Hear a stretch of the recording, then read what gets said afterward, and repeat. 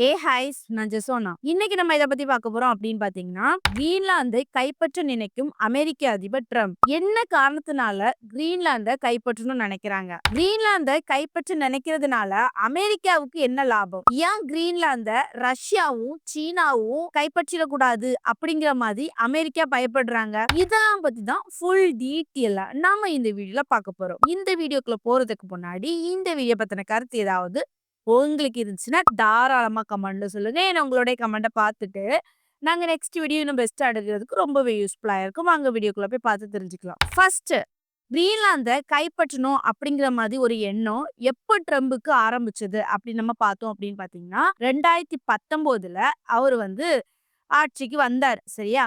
அப்பவுமே அவரு கிரீன்லாண்ட கைப்பற்றணும் அப்படிங்கிற மாதிரி ஒரு குறிக்கோளா இருந்தாரு. அப்பவுமே அவரு பல பிளான போட்டிருந்தாரு. சரியா? ஆனா அந்த டைம்ல அவரால கிரீன்லாந்த கைப்பற்ற முடியல. திரும்பியும் 2026ல இந்த கிரீன்லாந்த கைப்பற்றத பத்தி ட்ரம்ப் அதிபர் என்ன சொன்னாரு அப்படின்னு நம்ம பார்த்தோம்னா, ஃபர்ஸ்ட் என்ன சொன்னாருன்னா, கிரீன்லாந்து நமக்கு வேண்டும். இதுல திரும்பி பார்க்க முடியாது அப்படிங்கிற மாதிரி ஒரு விஷயத்த சொல்லியிருக்காரு. அடுத்தது என்ன சொல்லியிருக்காரு அப்படின்னு பாத்தீங்கன்னா, கிரீன்லாந்து தேசிய பாதுகாப்பு அத்தியாவசியம். நாம் அதை உரிமையாக்கி கொள்ள வேண்டும். வாடகைக்கோ அல்லது குத்தகைக்கோ இல்ல. முழு உரிமையாக எடுக்க வேண்டும் அப்படிங்கிற மாதிரி சொல்லியிருக்காரு. அதாவது ட்ரம்ப் என்ன சொல்ல வர்றாரு அப்படின்னு பாத்தீங்கன்னா, கிரீன்லாண்ட மொத்தமா அமெரிக்காவோட கண்ட்ரோல்ல எடுத்துக்கணும் அப்படிங்கிற மாதிரி சொல்ல வர்றாரு. அதாவது வாடகைக்கோ குத்தகைக்கோ கிடையாது, மொத்தமாட்டு எப்பவுமே கிரீன்லாந்து அமெரிக்கா கட்டுப்பாட்டுல இருக்கணும் அப்படிங்கிற மாதிரி. சரியா? அடுத்ததாட்டு அமெரிக்க அதிபர் என்ன சொல்லியிருக்காரு அப்படி தெரியுமா? ரஷ்யாவோ சீனாவோ அங்கு கட்டுப்பாடு பெற்றால் அது நமக்கு பெரிய பேரழிவா இருக்கும் அப்படிங்கிற மாதிரி சொல்லியிருக்காரு. அமெரிக்க அதிபர் எதனால கிரீன்லாந்து ரஷ்யாவுக்கோ சீனாவுக்கோ கட்டுப்பாட்டுல போயிடக்கூடாது அப்படிங்கிற மாதிரி பயப்படுறாங்க அப்படின்னு பாத்தீங்கன்னா, அதாவது உதாரணத்துக்கு சொல்றேன். இந்த கிரீன்லாந்து ரஷ்யா ஒருவேளை கைப்பற்றிட்டாங்க அப்படின்னு பாத்தீங்கன்னா, அந்த ஆர்டிக் கடல் மொத்தமா ரஷ்யா கண்ட்ரோல்ல இருக்கும்.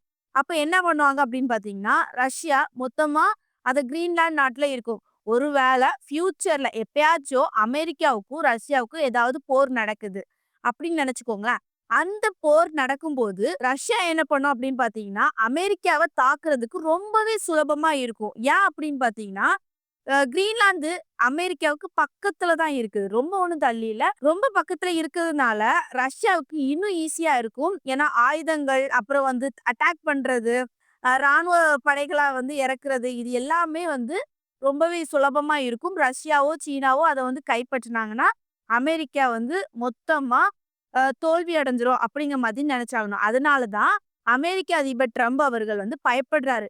நம்ம அவங்க கட்டுப்பாட்டு எடுக்கிறதுக்குள்ள நம்ம இந்த கிரீன்லாந்த கையில எடுத்துட்டோம் அப்படின்னா, நாளைக்கு நம்ம ஒரு காலகட்டத்துல அவங்கள அட்டாக் பண்றதுக்கு ரொம்ப ஈஸியா இருக்கும் அப்படிங்கிற மாதிரி நினைக்கிறாரு. சரி, கிரீன்லாண்ட கைப்பற்றணும் அப்படிங்கிற மாதிரி அமெரிக்க அதிபர் ட்ரம்ப் அவர்கள் சொல்லிட்டு இருக்காரு. சரி, கிரீன்லாந்து மக்கள் இத கேட்டுட்டு சும்மா இருப்பாங்களா? அவங்க என்ன பண்றாங்க அப்படிங்கிற மாதிரி நம்ம பார்த்தோம் அப்படின்னு பாத்தீங்கன்னா, கிரீன்லாந்துல பொறுத்த வரைக்கும் மொத்த மக்கள் தொகை 56,000 பேர் தான் இருக்கிறாங்க. அந்த மக்கள் தொகை அவங்க எல்லாரும் என்ன பண்றாங்க அப்படின்னு பாத்தீங்கன்னா, அமெரிக்கா இப்படி சொன்னதுக்கு அப்புறம் நாங்க கிரீன்லாண்ட கையில எடுக்க போறோம். அதனால நாங்க எந்த எல்லைக்குனாலும் போவோம் அப்படிங்கிற மாதிரி சொன்னதுக்கு அப்புறம் கிரீன்லாந்துல உள்ள மக்கள் சும்மா இருப்பாங்களா? கண்டிப்பா போராட்டம் பண்ண எடுப்பாங்க. அதே மாதிரி போராட்டம் பண்ண ஆரம்பிச்சாங்க. அப்படி என்ன சொல்லி போராட்டம் பண்ணாங்க அப்படின்னு பாத்தீங்கன்னா, Greenland is not for sale அப்படிங்கிற மாதிரி சொல்லி போராட்டம் பண்ண ஆரம்பிச்சாங்க. ஃபர்ஸ்ட் கொஞ்சம் கொஞ்சமா ஒரு 100, 200 அப்புறம் 1000 அப்படிங்கிற மாதிரி வர ஆரம்பிச்சது. அதுக்கப்புறம் கிரீன்லாந்து மொத்தமே கொந்தளிக்க ஆரம்பிச்சிச்சு. எங்க நாட்டை அமெரிக்கா கைப்பற்ற முடியாது. எந்த நாடுகளும் கைப்பற்ற முடியாது. அப்படிங்கிற மாதிரி போராட்டம் பண்ணிட்டு இருக்காங்க. சரி, இந்த கிரீன்லாந்த கைப்பற்றதுனால அமெரிக்காவுக்கு என்ன லாபம் அப்படின்னு நம்ம பார்த்தோம்னா, ஏற்கனவே கிரீன்லாந்துல அமெரிக்காவோட ராணுவ தளமான பிட்டர்பர்க் ஸ்பேஸ் பேஸ் இருக்குது. சரியா? அது மட்டும் இல்லாம ஏவுகணை எச்சரிக்கை அமைப்பு, விண்வெளி கண்காணிப்பு இது எல்லாமே இருக்குது. சரியா? ஒருவேளை அமெரிக்கா கிரீன்லாந்த கைப்பற்றிட்டாங்கன்னா என்ன பண்ணுவாங்கன்னா, அங்க உள்ள ராணுவ தளங்களை ரொம்பவே விரிவுபடுத்துவாங்க. சரியா? இன்னொன்னு என்ன அப்படின்னு பாத்தீங்கன்னா, கிரீன்லாந்துல ஒரு சில கனிம வளங்கள் கிடைக்குது. இதையும் கைப்பற்றதுக்கு அதிகமான வாய்ப்பு அமெரிக்காவுக்கு இருக்குது. அப்படி என்ன கனிம வளங்கள் அப்படின்னு நம்ம பார்த்தோம்னா, அதாவது கிரீன்லாந்துல அரிய தாதுக்கள் ஏராளமாக இருக்குது. அதை எடுத்துட்டாங்க அப்படின்னு பாத்தீங்கன்னா அவங்களால ரொம்பவே மின்சாரம் சார்ந்த பொருட்கள் வந்து தயாரிக்க முடியும். எக்ஸாம்பிளுக்கு சொல்லணும் அப்படின்னு பாத்தீங்கன்னா எலக்ட்ரிக்கல் பைக்கு, எலக்ட்ரிக்கல் காரு, ரோபோக்கள் இந்த மாதிரி தயாரிக்கிறதுக்கு அதிகமா வாய்ப்பு இருக்குது. அடுத்ததாட்டு அங்க என்னெல்லாம் கிடைக்குது அப்படின்னு பாத்தீங்கன்னா யுரேனியம், துத்தநாகம், இரும்பு, எண்ணெய், எரிவாயுகள் இது எல்லாமே கிடைக்குது. இத கலெக்ட் பண்ணி வந்து வேற நாடுகளுக்கு சப்ளை பண்றதுக்கு கூட அதிகமா வாய்ப்பு இருக்குது. இந்த கிரீன்லாண்ட கைப்பற்றணும்னு நினைக்குதுல அமெரிக்கா, இதுக்கு எந்தெந்த நாடுகள் எதிர்ப்பு தெரிவிக்கிறாங்க அப்படி நம்ம பார்த்தோம்னா ஃபர்ஸ்ட் டென்மார்க் வந்து கிரீன்லாந்துக்கு ஆதரவாகவும் பேசியிருந்தாங்க. ட்ரம்ப் அதிபருக்கு எதிர்ப்பாகவும் பேசியிருந்தாங்க. அடுத்ததாட்டு ஐரோப்பிய ஒன்றியம் தலைவர்கள் சேர்ந்து என்ன பண்ணாங்கன்னா ட்ரம்ப் எதிர்த்து வந்து பேச ஆரம்பிச்சாங்க. அடுத்ததாட்டு பிரான்ஸ் அதிபர் அமெரிக்க அதிபருக்கு வந்து டெக்ஸ்ட் அனுப்புறாரு. அதுல என்ன சொல்றாரு அப்படின்னு பாத்தீங்கன்னா ஐ டு நாட் அண்டர்ஸ்டாண்ட் அப்படிங்கிற மாதிரி சொல்லியிருக்காரு. நீங்க மிரட்டுறதெல்லாம் நடக்காது அப்படிங்கிற மாதிரியும் சொல்லியிருக்கிறாரு. சரியா? அடுத்ததாட்டு என்னென்ன நாடுகள் ஆதரவா பேசியிருந்தாங்க அப்படின்னு பாத்தீங்கன்னா Germany, Sweden, Norway, Finland, Netherlands, UK இந்த நாடுகள் எல்லாருமே வந்து கிரீன்லாந்துக்கு சப்போர்ட்டிவாகவும் அமெரிக்காவுக்கு எதிர்ப்பாகவும் வந்து பேசியிருந்தாங்க. சரியா? இதுக்கு எல்லாமே வந்து ட்ரம்ப் அதிபர் என்ன பண்ணாருன்னா நீங்க எல்லாருமே கிரீன்லாந்துக்கு சப்போர்ட் பண்றீங்களா, அதனால கிரீன்லாந்துக்கு எந்தெந்த நாடுகள் சப்போர்ட் பண்றீங்களோ அந்தந்த நாடுகளுக்கு நான் வந்து வரியை உயர்த்துவேன். பொருட்களுடைய விலை பர்சன்டேஜ் அதாவது அதனுடைய பர்சன்டேஜ் வந்து உயர்த்துவேன். கிரீன்லாந்து வந்து என்னுடைய கண்ட்ரோலுக்கு வந்துட்டுனா ஓகே. கண்ட்ரோலுக்கு வரல அப்படின்னு பாத்தீங்கன்னா நான் சொன்னதை விட டபுள் மடங்கா கூட்டுவேன் அப்படிங்கிற மாதிரி அமெரிக்க அதிபர் ட்ரம்ப் அவர்கள் சொல்லியிருந்தாங்க. இப்படி இருக்க சூழ்நிலையில இன்னைக்கு சீனா வந்து அமெரிக்காவுக்கு எதிர்ப்பாகவும் கிரீன்லாந்துக்கு ஆதரவாகவும் ஒரு சில விஷயங்கள் பேசியிருந்தாங்க. என்ன அப்படின்னு பாத்தீங்கன்னா சீனா என்ன சொல்லிருக்காங்க அப்படின்னு பாத்தீங்கன்னா சீனா அச்சுறுத்தல் கூற்று பொய்யானது. ட்ரம்ப் சீனா கிரீன்லாந்தை கைப்பற்றி விடும் என்று கூறுவது முற்றிலும் புனையப்பட்டது என்று நிகாரித்தது. சரியா? அடுத்ததாட்ட இதை அமெரிக்கா தனது சுயநலத்துக்காக ஒரு சாக்கு சொல்லி அதை வந்து பயன்படுத்துது அப்படிங்கிற மாதிரி சொல்லியிருக்காங்க.